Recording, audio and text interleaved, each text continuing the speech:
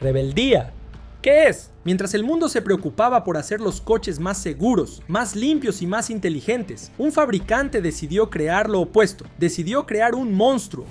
No traction control, no stability system, no compromise. This thing was built to kill you, and that's exactly why it existed.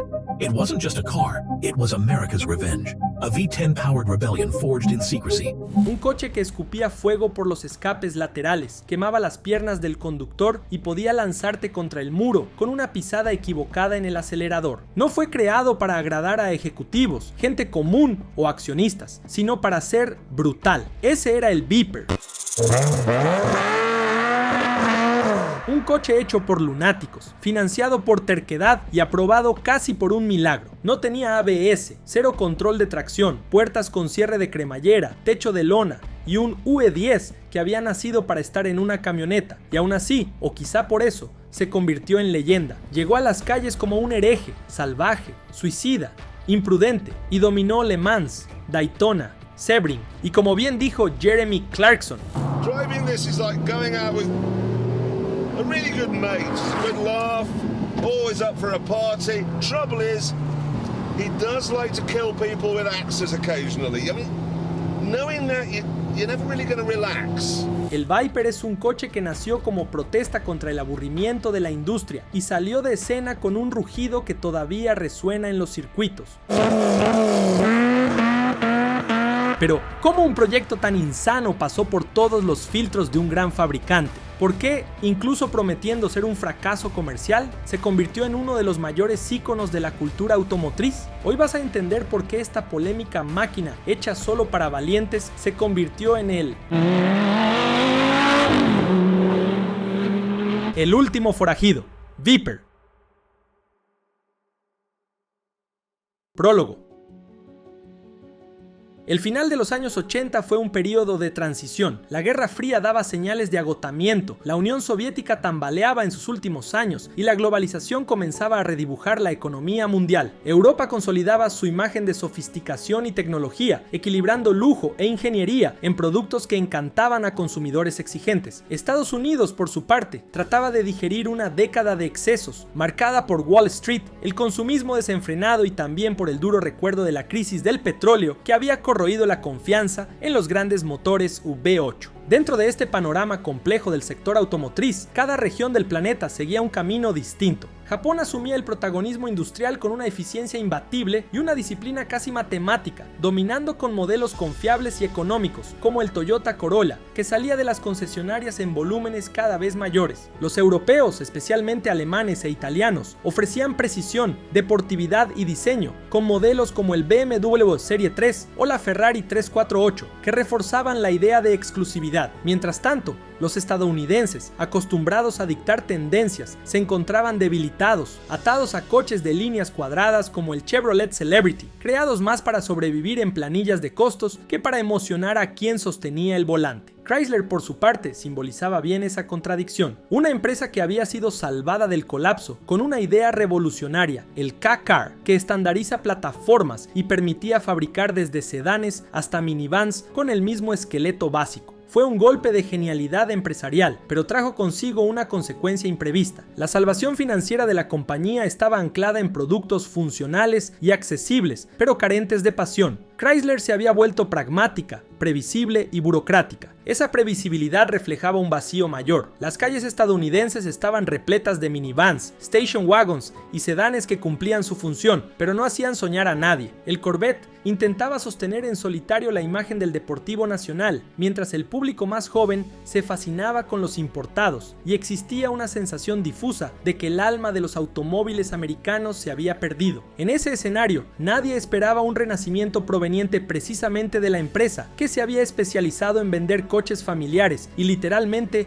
cuadrados. El mundo creía que Chrysler estaba destinada a sobrevivir con volúmenes medianos, sin volver a arriesgar jamás, pero dentro de sus pasillos, un grupo de rebeldes inconformes comenzaba a conspirar. El mercado global hablaba de eficiencia y seguridad, pero aún había espacio para otra cosa, algo que se mostrara independiente a pesar de la tendencia. El escenario estaba listo para la llegada de un proyecto improbable, una máquina que ignoraría los manuales de marketing y las guías de prudencia. En poco tiempo, aquel vacío que que parecía irreversible sería llenado por algo tan brutal como inesperado. Un automóvil que no tenía la pretensión de ser racional, pero que llevaba la promesa de devolverle a América un pedazo de su propia identidad, aunque con una alta tasa de desaprobación. Rebeldía corporativa. En la segunda mitad de los años 80, el fabricante de Auburn Hills aún sobrevivía gracias a su propia plataforma, pero estaba muy lejos de transmitir emoción. El grupo se mantenía en pie, es cierto, aunque sostenido por minivans y sedanes modestos que respondían a las planillas de costos, pero no al corazón de quienes soñaban con velocidad. Fue en ese ambiente cuando apareció Bob Lutz, un ejecutivo inquieto, exmilitar y apasionado por el rendimiento. Con experiencia en BMW y Ford, traía consigo la convicción de que solo había un camino para devolver relevancia a aquel fabricante: arriesgar. No bastaba con sobrevivir, era necesario provocar para salir de la inercia que el propio contexto imponía. Al otro lado de los pasillos trabajaba Tom Gale, un diseñador de mirada afilada que creía que los coches debían despertar deseo inmediato. Ambos percibían que la compañía había perdido el espíritu atrevido que había marcado a los deportivos de décadas anteriores. La chispa surgió cuando Lutz mostró a Gale su réplica de Shelby Cobra. En ese momento, Lutz le hizo una propuesta que Gale aceptó. En sus horas libres, el diseñador comenzó a esculpir en arcilla un deportivo que capturara la brutalidad del mito de los años 60. El modelado dejaba a la vista líneas musculosas, un frente largo, proporciones bajas y agresivas. Cada noche el diseño adquiría contornos más definidos, y mientras todo esto sucedía, Lutz articulaba discretamente para dar legitimidad al proyecto. El riesgo de que aquello se quedara por el camino era real, ya que la empresa vivía bajo estricta vigilancia financiera, y cualquier rumor de inversión en un supercoche podía ser fatal. Por eso el trabajo avanzaba en silencio, sin informes oficiales ni presentaciones en auditorios. El diseñador estadounidense refinaba el modelo en secreto, y Lutz reunía aliados que pudieran materializar el sueño. Fue así como aparecieron nombres decisivos, como François Castang, ingeniero francés con experiencia en competiciones, que aportó soluciones creativas en un ambiente de escasez. Dick Winkles, que ya había trabajado con motores de alto rendimiento, se unió para encargarse del corazón mecánico de la máquina. Y por último, aunque no menos importante, estaba Roy Sjoberg, ex General Motors, con una trayectoria cercana a Zora Arkus Duntov, el padre del Corvette, quien asumió el liderazgo operativo. Se formaba allí el núcleo del Team Viper, una especie de escuadrón rebelde dentro de la casa de Detroit. Poco más de 20 voluntarios, elegidos no solo por su competencia técnica, sino también por su experiencia en competiciones y su hambre de pista. Roy creía que solo quienes entendían la adrenalina de una largada podían proyectar un coche capaz de transmitirla. El proyecto tenía reglas y eran simples. El presupuesto no podía superar los $50 millones. El plazo de entrega era de 3 años, con estreno previsto en el Salón de Detroit de 1992, y por encima de todo, no podían comprometer a la directiva en caso de que la experiencia saliera mal. Fuera de eso, tenían libertad absoluta. Ese nivel de autonomía era inédito en una industria acostumbrada a comités, aprobaciones interminables y burocracia al extremo. En el Team Viper, la lógica era inversa. La pasión venía antes que la burocracia. El primer desafío fue transformar un ejercicio estético en un automóvil funcional. Para lograrlo, François se sumergió en los depósitos del propio fabricante en busca de componentes que pudieran ser reutilizados. Era una estrategia de guerrilla, usar piezas del sector de camiones y de la línea Dakota para suspensiones y ejes, evitar inversiones pesadas en nuevas herramientas y reducir costos a cualquier precio. El proyecto necesitaba permanecer invisible hasta estar lo suficientemente maduro como para ser mostrado. El coche experimental ganó el apodo de Felicity. Al principio no pasaba de un montón de piezas adaptadas, pero servía como mula de pruebas, y en un inicio incluso un Corvette fue alargado y modificado para simular proporciones. Era un prototipo rudimentario, pero permitía a los ingenieros comprender la magnitud real de la empresa. Poco a poco, aquel Frankenstein mecánico empezaba a transformarse en algo que recordaba al modelo de arcilla que Gale guardaba en su oficina. La mayor cuestión aún no estaba resuelta: el corazón de la máquina. El V8 tradicional no entregaría la singularidad deseada, y Chrysler no podía costear el desarrollo de un motor exclusivo desde cero. La solución improvisada estaba en los planes de la división de pick-ups, que preparaba un nuevo UE10 para la próxima generación de la Ram. Era demasiado pesado y desequilibrado para un deportivo, pero al mismo tiempo representaba una oportunidad práctica.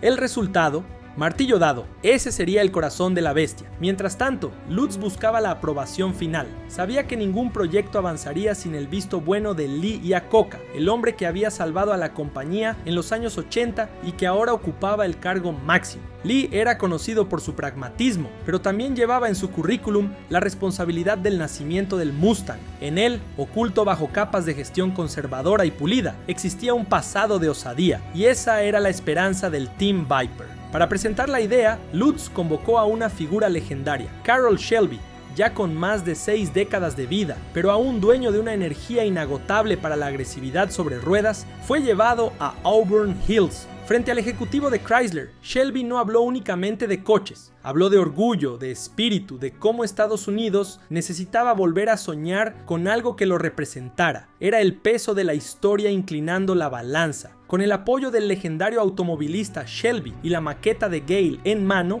Lutz consiguió lo que quería: autorización para mostrar al público el prototipo. El escenario sería el Salón de Detroit de 1989. Durante meses, el pequeño equipo trabajó a un ritmo insano, afinando líneas, ajustando proporciones y dando acabado a una carrocería que todavía escondía apaños que pensaban resolver en el futuro. El coche aún estaba lejos de ser funcional, pero no importaba. Lo que importaba era el impacto visual que debía generar para tener una verdadera oportunidad de debutar en las calles y en las pistas. Un sueño indomable.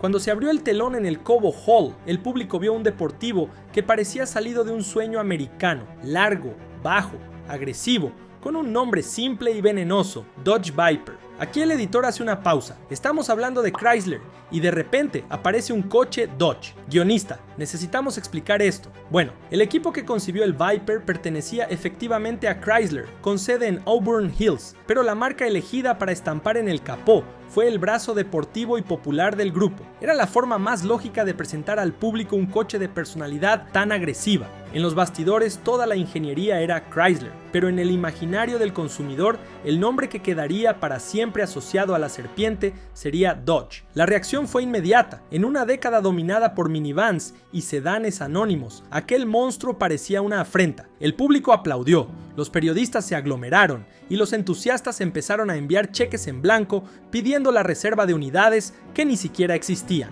En ese momento la automotriz de Auburn Hills comprendió que tenía en sus manos algo más que un prototipo y tuvo la certeza de que el sueño seguiría adelante. Si la atrevida carrocería impresionaba, el motor debía ser igualmente impactante. Ningún superdeportivo se sostiene solo por la apariencia, y un gran problema era que el fabricante estadounidense no tenía dinero para desarrollar un propulsor exclusivo. La solución estaba guardada en el departamento de camiones, en forma de un V10 de hierro fundido, un bloque pesado, robusto y lejos de ser refinado. La idea de instalar un motor de camión en un deportivo parecía una locura, pero aún así fue precisamente ese gesto improvisado lo que dio identidad al proyecto. El V10 significaba exceso, desproporción, brutalidad, todo aquello que combinaba con el mensaje que el coche quería transmitir. El primer paso fue llevar el motor a Lamborghini, que en aquella época pertenecía al grupo Chrysler. Los italianos no crearon el proyecto, pero tuvieron un papel fundamental al rediseñar el bloque en aluminio, reducir peso y mejorar el flujo interno. Esa intervención dio origen a un propulsor de casi 8 litros, más ligero que la versión de camión, pero aún enorme e inflexible. En el lado estadounidense, Dick Winkles asumió la tarea de refinar el conjunto. La meta era simple y brutal: entregar al menos 400 caballos de potencia y un nivel absurdo de torque. Para comienzos de los años 90, cifras de ese porte colocaban al Viper por encima de la mayoría de sus rivales, como el Corvette ZR1 y el Porsche 911 Carrera 2. El sonido que surgía del escape lateral no recordaba el ronquido uniforme y bien calibrado de un europeo, sino el ruido metálico e irregular de algo que estaba vivo, a una fuerza casi descontrolada.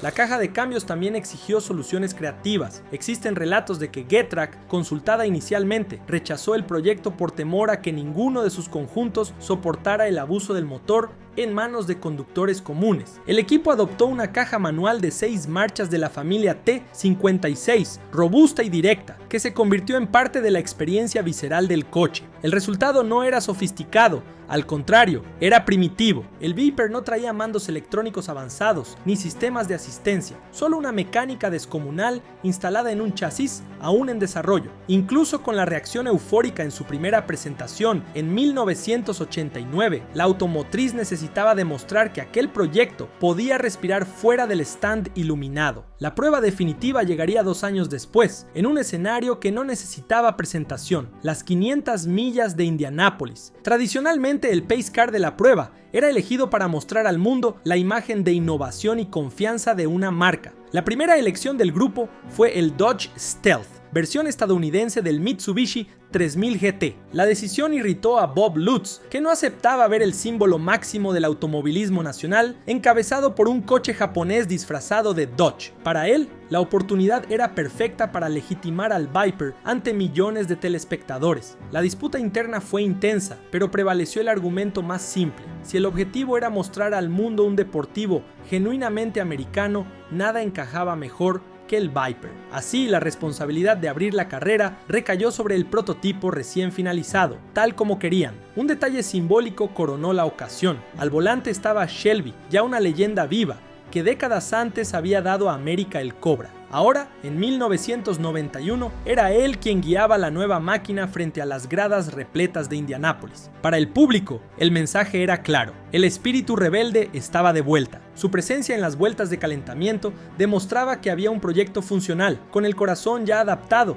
y listo para rodar en condiciones reales. El rugido metálico resonaba por el autódromo, recordando más a un camión enfurecido que a un deportivo, y esa era exactamente la intención. El Viper no quería compararse con Ferrari o Porsche, quería ser distinto, exagerado, incontrolable, todas las características que los estadounidenses adoraban en otros tiempos. La imagen del Viper rojo con franjas blancas, escupiendo fuego por las salidas laterales, quedó grabada en la memoria colectiva. La crítica especializada destacó el coraje de colocar un coche tan crudo en un escenario global. Hasta ese momento, muchos creían que el Viper sería solo otro estudio atrevido, condenado a morir antes de la línea de producción. Indianápolis demostró que había un automóvil real, y todo ese entusiasmo se tradujo en presión sobre la directiva. Ya no había vuelta atrás, el Viper tenía que volverse tangible. El coche había cruzado la línea invisible entre el sueño y la realidad, y ahora solo faltaba transformarlo en un producto verdadero, manteniendo intacto el espíritu de rebeldía que el público acababa de abrazar. Pero eso también traería consecuencias para el equipo creador de la máquina, que probablemente no habían previsto.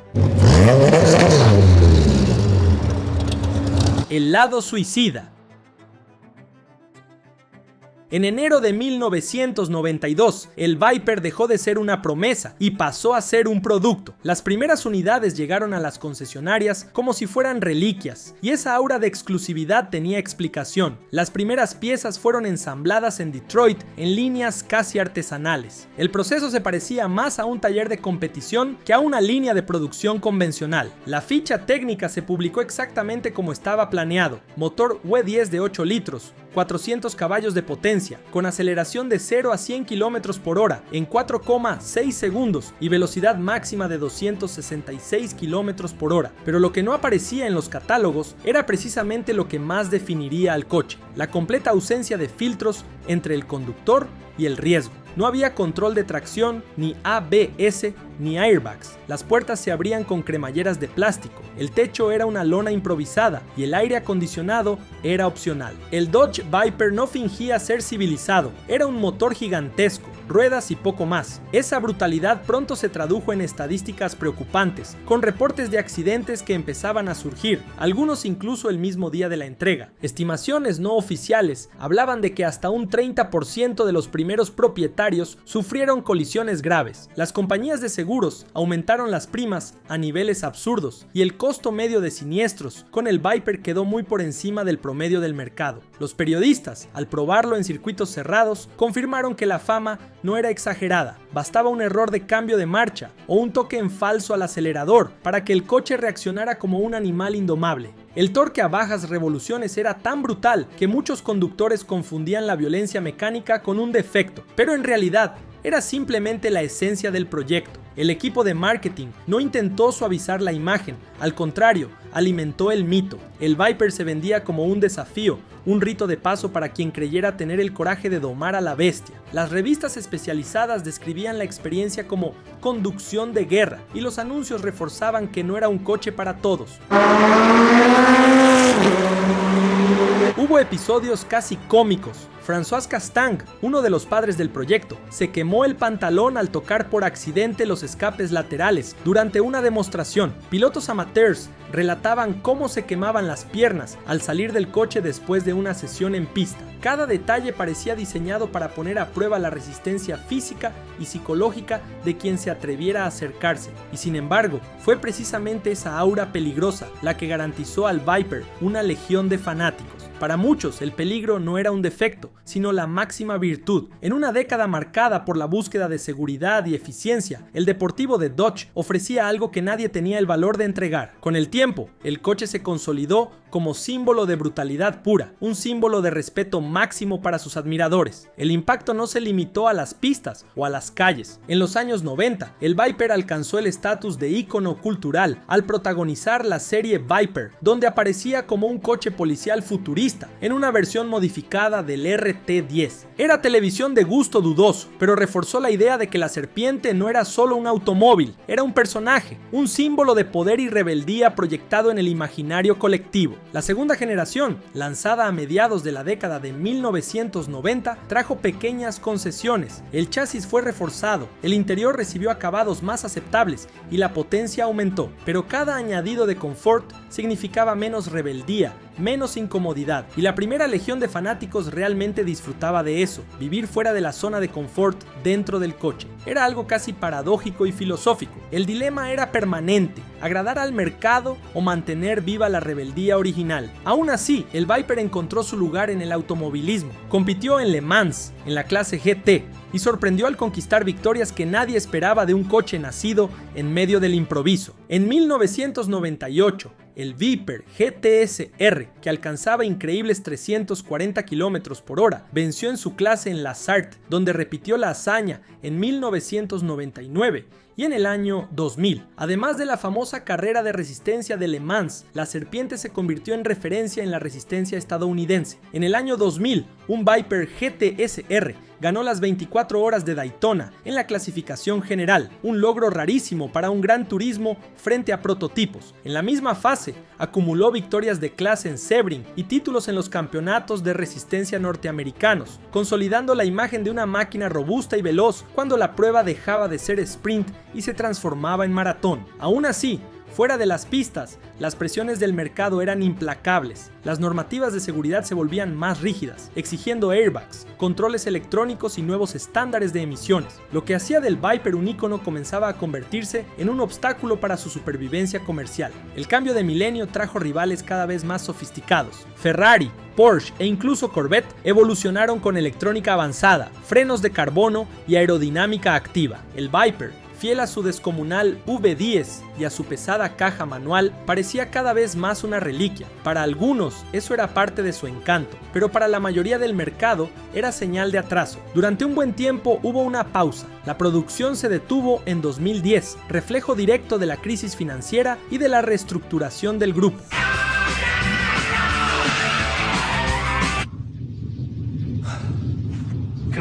Can we do that again?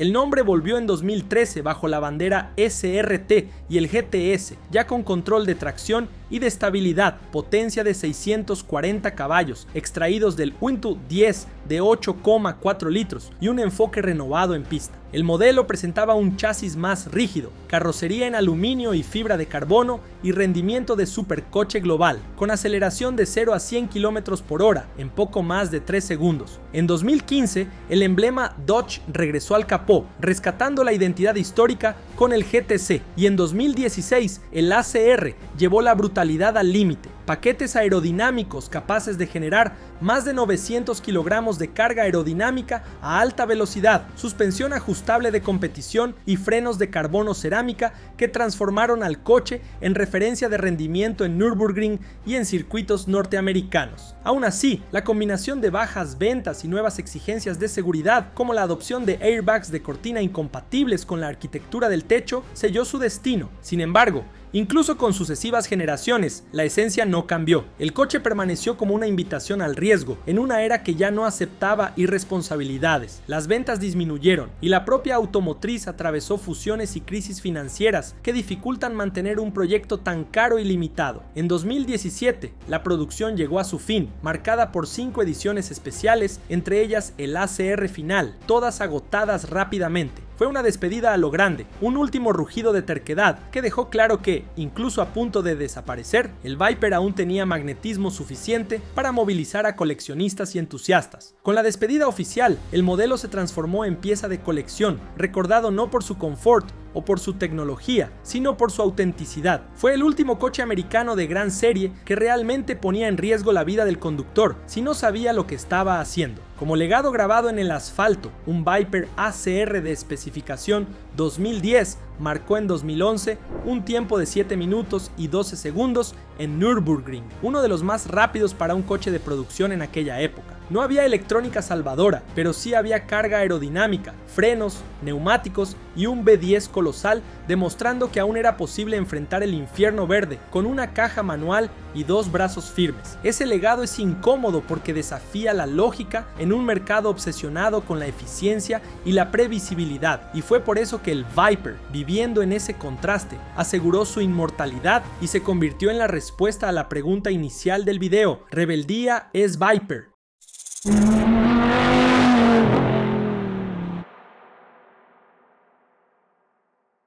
Y hablando de inmortalidad, rebeldía y hasta de un coche fuera de la ley, tenemos que ir a Inglaterra, donde el Lotus Omega hizo estragos y se ganó la fama de matador de Ferrari, un coche que se volvió místico en las manos correctas y una herramienta del mal en las equivocadas. Te lo cuento en pocos segundos aquí en este video. Te veo ya.